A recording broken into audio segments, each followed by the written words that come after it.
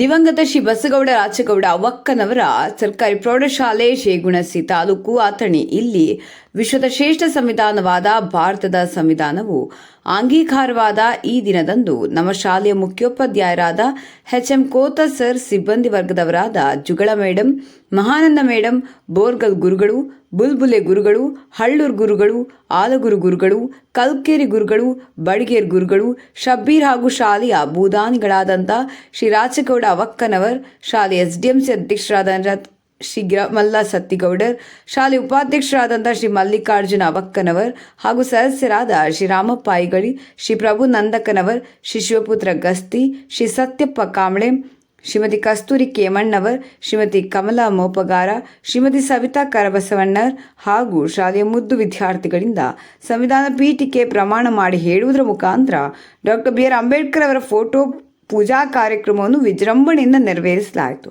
ವರದಿ ಸುರೇಶ್ ಮಾದರ್, ಅಥಣಿ.